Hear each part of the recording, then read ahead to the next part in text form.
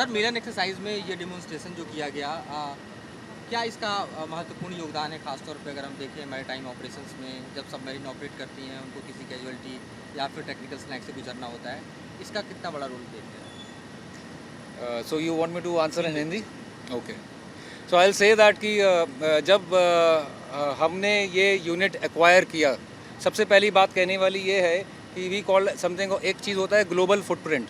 Global footprint होता है कि जिस चीज़ की यूटिलिटी पूरी दुनिया भर के लिए हो, तो ये इक्विपमेंट और ये सिस्टम ऐसा है जिसका एक ग्लोबल फुटप्रिंट है।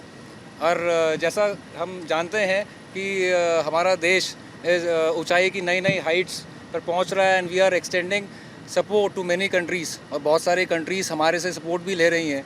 सो ये एक बहुत बड़ी पहचान है इंडिया की, वेरन हम अपने आप को दूर दराज की कंट्रीज़ तक भी पहुंचा सकते हैं और अपना इम्पैक्ट डाल सकते हैं। तो ये जो सिस्टम है डिज़ाइंड इसलिए है कि ये जाकर सबमरीन्स को डिस्ट्रेस के टाइम में, जब कोई सबमरीन किसी तकलीफ़ में हो या फिर हम जैसे बोलते हैं इनकैपेसिटेट हो चुकी हो या बॉटम पर हो और ऊपर नहीं आ सकते हैं, उसमें कुछ लोग हैं जिनको रेस्क्यू करना हो, उनको बचाना हो, उसके लिए ये स्पेसिफ़िकली बनाया गया है। और हम ये भी जानते हैं कि जिस तरह की डेप्थ्स पर सबमरीन ऑपरेट करती हैं, नॉर्मल तरह का इक्विपमेंट शिप्स वो लोग वहाँ पर नहीं पहुँच सकते हैं। तो हमारा जो इक्विपमेंट है DSRV इज़ मेड कि ये 650 फीट मीटर तक जा सकता है एक रेस्क्यू अटेम्प्ट करने के लिए, और 650 मीटर पर जाकर डेप्थ में जाकर सबमरीन से हम 14 लोगों को एक बार में निकाल कर ऊपर सरफेस पे ला सकते हैं। और जिस तरह से जिस टाइम पर वो लोग पहुँचे होते हैं, जिस डेप्थ पर होते हैं, they undergo a lot of medical issues. Those also can be resolved by means of having this system, जिसमें एक DDC चैम्बर्स होते हैं जिनके थ्रू उनको हम वो इमीडिएट मेडिकल इंटरवेंशन जो बोलते हैं वो देकर उनकी जान बचा सकते हैं। Please repeat in English please. Okay short. Okay, I'll just say कि the submarine like I said, there are 12 countries who have the submarine rescue capabilities. What is In Asia, like Singapore. I'll name the countries. Like Singapore has this capability, Russia has this capability, and there are other countries which are trying to acquire. China has this capability, and Korea has this capability. Tell us about the MOU which you have signed. MOU part you made of Uh, so you may want to talk about the capability of DSRV. Anything which is conceptualized and thereafter produced for the first time, and it goes under various trials and starts operating at sea. So generally it's named as a first generation system. So first generation of the DSRV which was made after a lot of iterations and all that, it went through a number of trials, was operated at sea, and many of those are still functional. So over a period of time, it's gone through various generations, first generation and the second generation. Ours is the latest one, which is the third generation system. The second generation system is presently being utilized by Australia and also by Singapore. So they have the similar kind of system, but it's a second generation system. The difference between that system and our system is, if you see, we have something called as transfer under pressure. Like I mentioned that we got the DDCs, or deep diverse decompression chambers, which are below. So when we get the rescues out from a submarine which has sunk, and they are there inside the SRV, we got a hatch down below. This hatch goes and fits over the DDCs which are there, and directly the transfer of personnel happens from top to bottom, and they reach the DDCs and they can be given a medical intervention which is there. Unlike this, the previous generation which was there, the system has to come and get fitted to the DDCs on the aft side. So which is basically, we feel, is a difficult way of doing it, and the number of rescues which can be also rescued gets limited, because it's a more complicated way of doing that operation rather than a simple way of just coming and attaching on top and getting the rescues rescued. And what about this third generation submarine rescue? So like I said, that was the second generation system. This is the third generation, which is the latest one, which is the most advanced system which is there.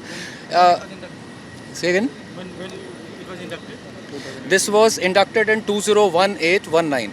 So basically in 2018-19 we got two systems. One system is based at Mumbai, which came earlier, and the second system which came in 2019, which is based here at Visakhapatnam. The philosophy is that now we have one system on West Coast and we have one system on East Coast. And we also have, like I brought out INS Nirikshak, which was there before these systems were there, which was the only ship which is capable of rescuing or carrying out a submarine rescue. So that is basically based down south. So we have covered the entire coastal area of India, and we can offer assistance to any submarine for any kind of requirement whenever it arises all around the coast, including the IOR region.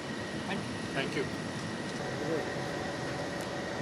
ये exercise 6 महाद्वीपों के 51 देशों का मिलन है।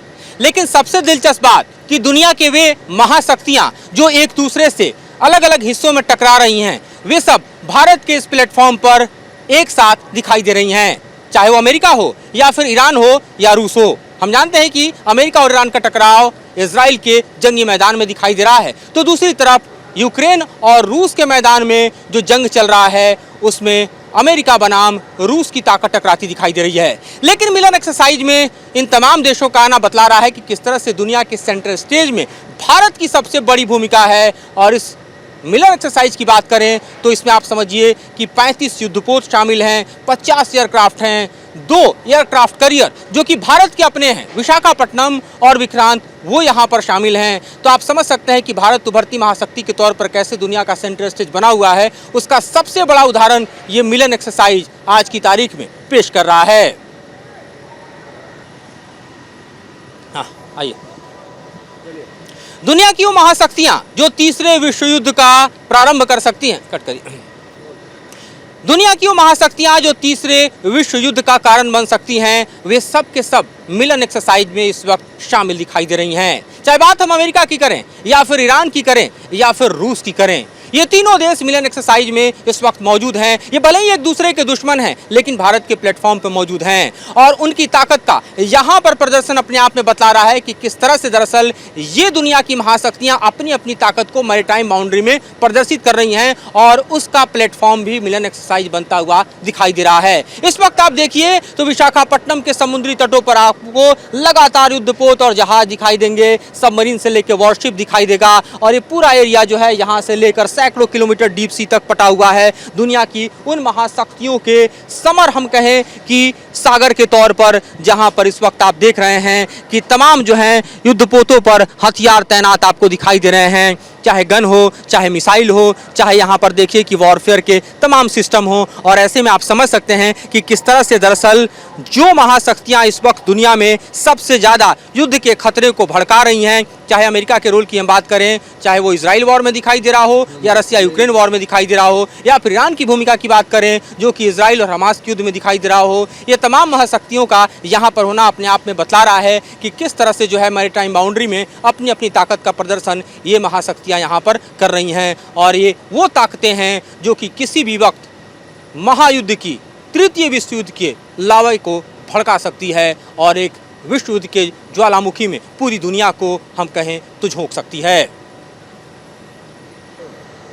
भारत के अलावा America, Australia, Japan, Indonesia, Malaysia, Myanmar, Brunei सहित Philippines और वियतनाम, ये तमाम ऐसे देश हैं जो साउथ चाइना सी में चीन के सामने लगातार टकरा रहे हैं, क्योंकि चीन के विस्तारवाद को इन्हीं देशों से चुनौती मिल रही है। और इनमें से कई ऐसे देश हैं जिनके मैरीटाइम बाउंड्री को लगातार चीन जो है कैप्चर करने की चेष्टा कर रहा है। लेकिन मिलन एक्सरसाइज में देखिए तो ये 9 के 9 देश शामिल हैं और अगर कोई अलग थलग पड़ा हुआ है, कोई इस वक्त के चल रहे युद्धाभ्यास में शामिल नहीं है, तो वो चीन है। और ये परिस्थितियां बता रही हैं कि किस तरह से चीन जो है वो दरअसल मिलन एक्सरसाइज को देखकर एक तरफ दुबका हुआ है, एक तरफ अलग थलग पड़ा हुआ है, जबकि ये तमाम 9 देश जो कि साउथ चाइना सी में देखें तो चीन के विस्तारवाद को चुनौती दे रहे हैं, वे एक साथ मिलन एक्सरसाइज में दिखाई दे रहे हैं।